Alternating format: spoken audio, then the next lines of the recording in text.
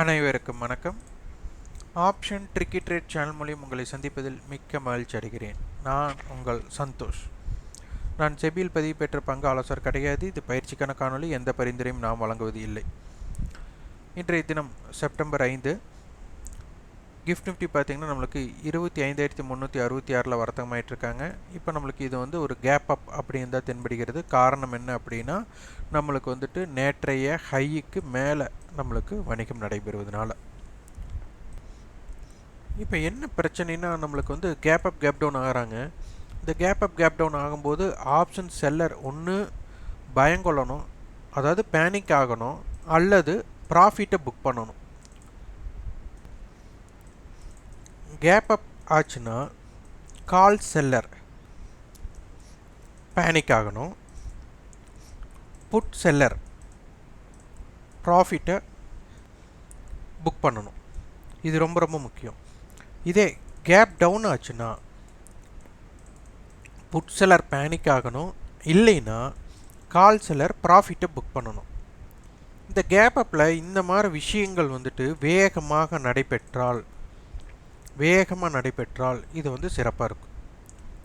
ஆனால் இங்கே என்ன பிரச்சனை ஆகுதுன்னா கேப் அப்போ ஒரு கேப் டவுன் ஆகும்போதோ ரெண்டு பேருமே அவ்வளோ எளிதாக பயப்படுறதும் இல்லை, ப்ராஃபிட் புக் பண்ணுறாங்க. அதனால் என்ன ஆகுதுன்னா சைடு வேக்குள்ளே போயிடுறாங்க. இந்த சைடு வேக்குள்ளே போகும்போது என்னென்னா ரெண்டு ஓடிஎம் ஆப்ஷன்ஸுமே டிகே ஆகிடும்.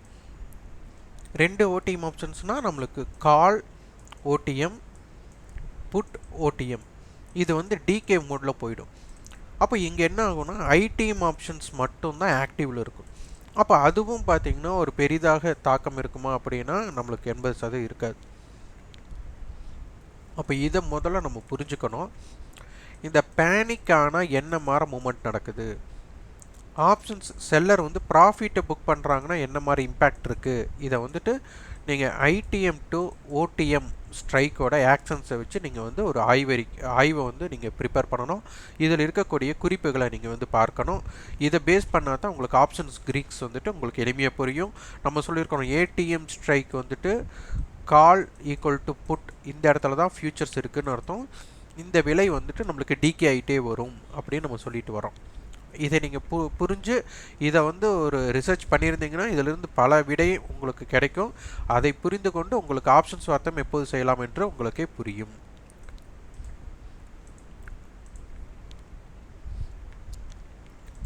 நிஃப்டி இப்போ பொறுத்தவரை இப்போ ஆப்ஷன் டேபிள் 25,200 கால் 25,100 புட் கொடுத்துருக்காங்க. இது அப்படியே ஸ்ட்ராட்டல் எடுத்துகிட்டா 25,100 கால் 100 புட்டு கொடுத்துருக்காங்க. அடுத்தது 25,100 கால் 25,000 புட்டு கொடுத்துருக்காங்க.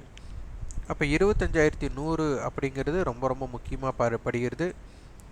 25,100 இந்த ரெண்டு ஆப்ஷன்ஸையும் நம்ம ஆட் பண்ணோம்னா ஒரு 150 புள்ளிகளுக்கு பக்கத்தில் வரும். 25,250, இங்கே 24,950, இது ரொம்ப ரொம்ப முக்கியமான புள்ளி.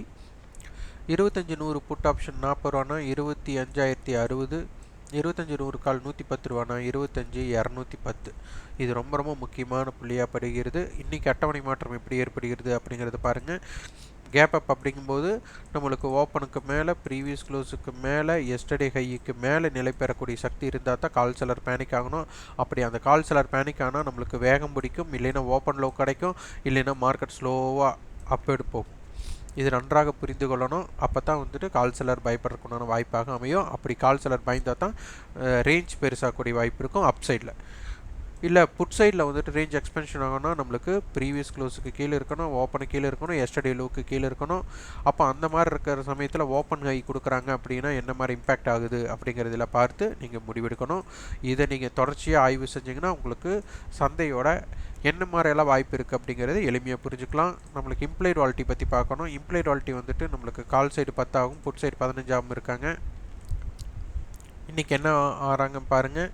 இன்றைக்கி வீக்லி கான்ட்ராக்ட் க்ளோசிங் நிஃப்டி இருக்கனால 9:15 3:30 என்ன மாதிரி ஆக்ஷன் நடக்கும் பாருங்கள். ஒரு 10:11 உங்களுக்கு இம்ப்ளைட் வாலிட்டி ரெண்டு பக்கமே ஒரு 5-7 வந்துட்டாங்கன்னா டிகேவி நோக்கி போகிறாங்கன்னு அர்த்தம். இல்லை ஒரு 10 இருக்கிறாங்க அப்படின்னா ஒரு மொமெண்டம் ஏதாச்சும் இருக்கிற வாய்ப்புகள் கொடுக்கலாம் அப்படிங்கிறது அர்த்தம். இம்ப்ளைடு வாலிட்டி ரொம்ப குறைய உங்களுக்கு ஐடிஎம் ஸ்ட்ரைக்கையே கரைச்சிட்டு அதுக்கப்புறம் தான் டிகே பண்ணிட்டு தான் ஒரு வாய்ப்பு கொடுப்பாங்க. இது நல்லா நீங்கள் யோசித்து முடிவெடுத்தீங்கன்னா உங்களுக்கு சிறப்பாக இருக்கும். இது நம்ம சொல்கிறதெல்லாம் ப்ராபபிலிட்டி தான், நம்ம சொன்னது நடக்காமல் கூட போகலாம்.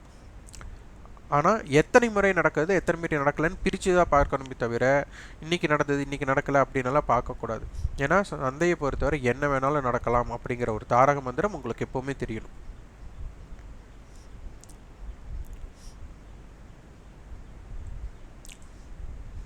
பேங்க் நிஃப்டி 11 எக்ஸ்பைரி மாற்றிருக்கிறோம். இதில் 51,500 கால் 500 புட், 51,400 கால் 400 புட்டை கொடுத்துருக்காங்க. அதுக்கப்புறம் 51,300 புட் 52,000 காலை கொடுத்துருக்காங்க. அப்போ இது என்ன சொல்ல வராங்க, 51,300 நம்மளுக்கு ரொம்ப முக்கியம், 52,000 அப்படிங்கிறது முக்கியம். அதுக்குள்ளே 51,400 51,500 வச்சு செய்ய போகிறாங்க. இந்த மாதிரி இருக்கும்போது 80% நம்மளுக்கு சந்தை ரேஞ்ச் எக்ஸ்பென்ஷன் கிடைக்காது, 20% நடக்கலாம். அதற்கு மிக உந்துதலாக இருக்கக்கூடியது open above, yesterday high above, previous close above, அந்த மாதிரி தான் மேலே ரேஞ்ச் எக்ஸ்பென்ஷன் கிடைக்கிறதுக்கு வாய்ப்பு இருக்கலாம். இல்லை open below, previous close below yesterday low, இதெல்லாம் இருக்கும்போது அது கீழே ரேஞ்ச் எக்ஸ்பென்ஷன் கிடைக்க வரலாம். ஆனால் இருந்தாலும் இந்த மாதிரி ஸ்ட்ராடல் அருகே இருக்கிறது நம்மளுக்கு அதிகமான டிராஃபிக் ஜோன் அப்படிங்கிறது தான் இதோட அர்த்தம். நீங்கள் பார்த்து முடிவு பண்ணிக்கோங்க. ஆப்ஷன் செயின் என்ன சொல்ல வராங்கன்னு பார்க்கலாம். இம்ப்ளைடு வாலிட்டி ஒரு 11 இருக்காங்க, புட் சைடு 13 இருக்காங்க. அதே மாதிரி ஐடிஎம் நேற்று நம்மளுக்கு கான்ட்ராக்ட் க்ளோசிங் நடந்ததுனால இன்றைக்கி ஐடிஎம்மோட ப்ரைஸை நீங்கள் பார்த்தீங்கன்னா உங்களுக்கு தெரிஞ்சிடும்.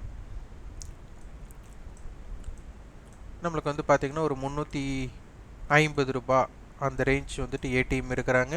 அப்போது 51,400 ஏடிஎம் எடுத்துட்டால் 350 ரூபா இருக்காங்க. இந்த மாதிரி சேம் ஸ்ட்ரைக்ஸ் சேம் ப்ரைஸ் ஆகிறது இந்த 350க்கு கீழே தான் இருப்பாங்க இம்ப்ளாய்டு வாலிட்டி உயராத பட்சத்தில். இதெல்லாம் நன்றாக உற்று கவனித்தீங்கன்னா இதிலிருந்து பல விஷயங்கள் உங்களால் எடுத்துக்க முடியும்.